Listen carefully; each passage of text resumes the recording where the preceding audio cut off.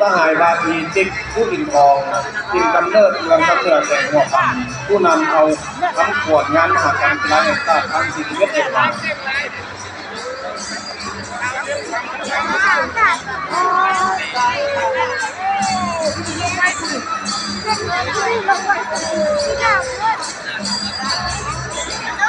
เขาก็เป็นสร้างคุมเลยเนาะ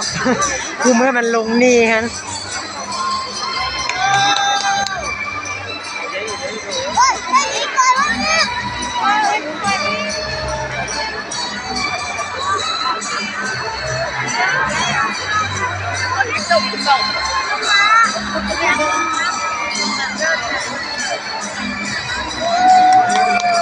มาขึ้นอีกละ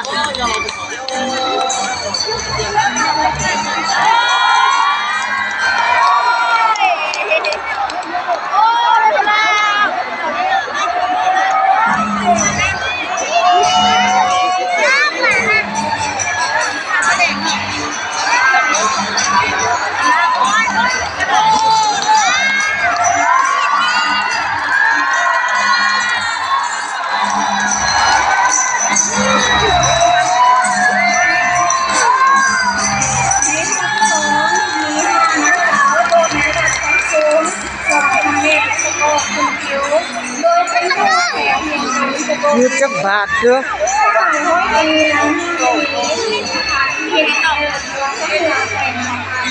สหายวาทีผู้ที่เป็นนักแต่งอินกำเนิดเมืองกรุงลบแห่งใหญ่อินกำเนิดเมืองต้องเหนือไทยเองของอินกำเนิดเมืองยังใช้แข่งกันมาสหายวาทีมาโกเมืองอันนี้ไปอินกำเนิดเมืองสายแข่งกัน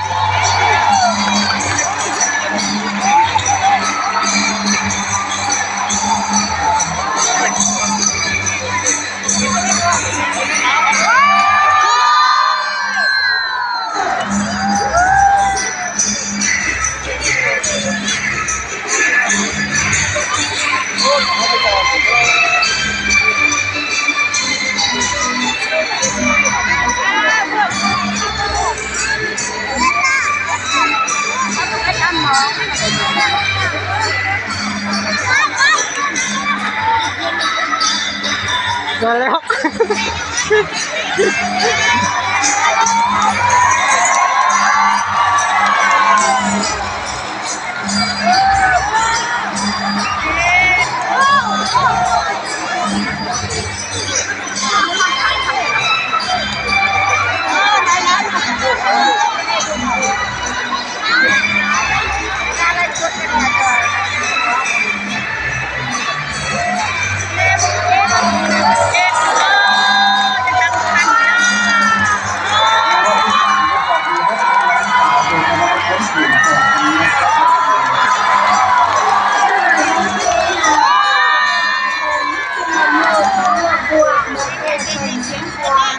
สหายห้อยปีนางเป็นชุดกำเนิดปีกำเนิดบ้านคนทองและแตกไข่ที่ก่อน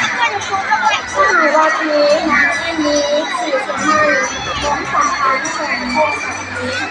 สหายวาทีนางคำมีจันทราปีกำเนิดบ้านม่วงไทยเงินพันแตกที่ก่อน สหายวาจีนางคนใจมีภาษาจิตกำเนิดบ้านเนื้อเชื้อเมืองคำแสนเชื้อกวาง สหายวาทีนางไรพรรวมสัมพันธ์ปีกำเนิดบ้านเสียงเมืองคุณแห่งที่ก่อน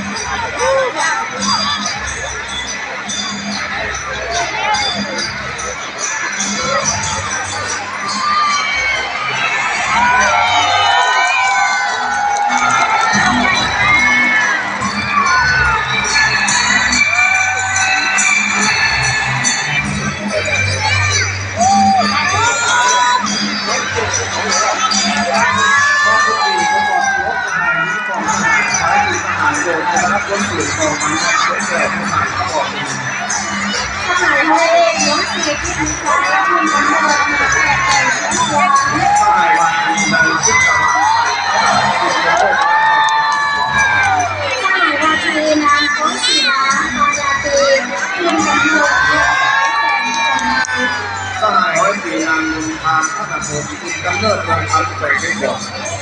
วาจีนางสุภกรพิมพ์คงคงพิมพ์กำเนิดบ้านทองเลี้ยงวาง สหายวาทีนางชุดข้ามาเป็นข้าตัวละสี่ปีกำเนิดบ้านคงเมืองทุกอยู่แห่งที่ก่อน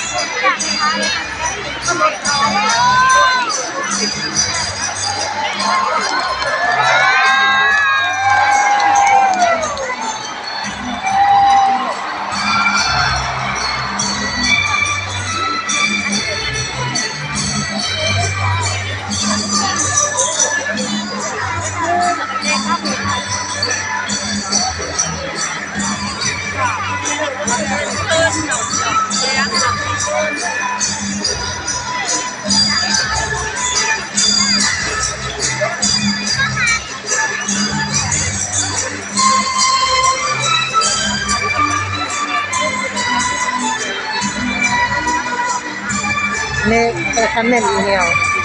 เอียนอิงสีแลเนี่ยอีเหี่ยว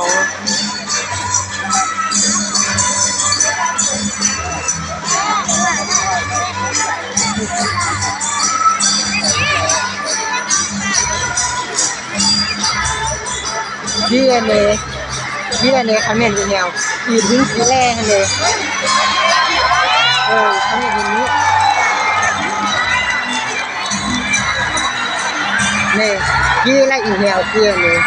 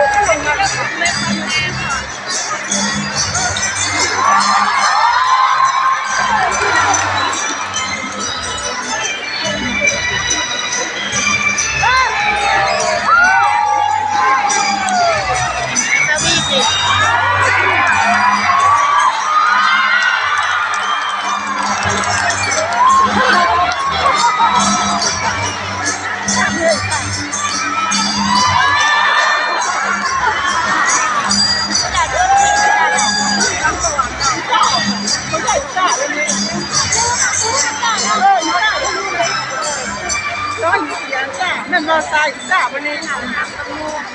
ข้าวเจ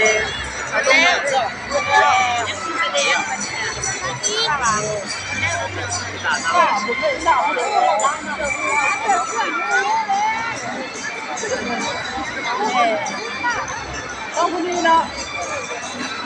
เ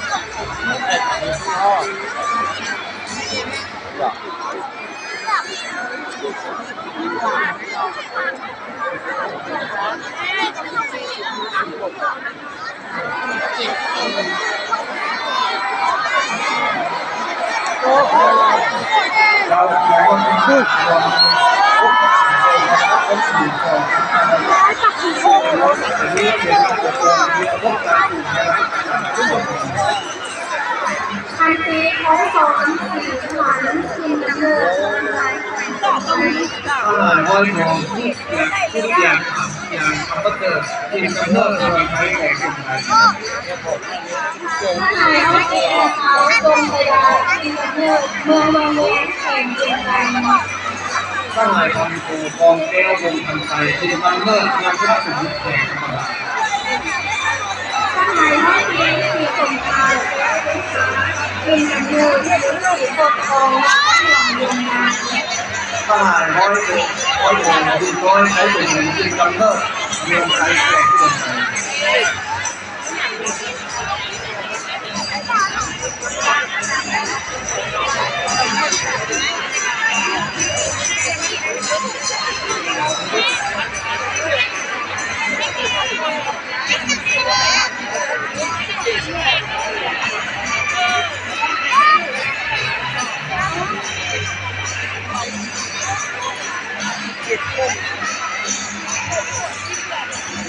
ใช่แล้ว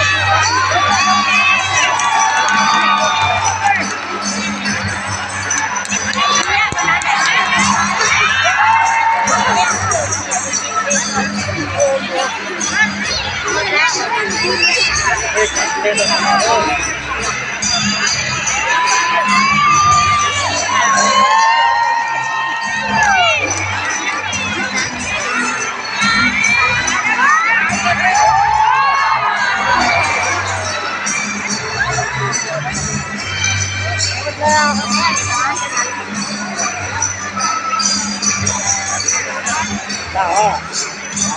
ได้อ่ะ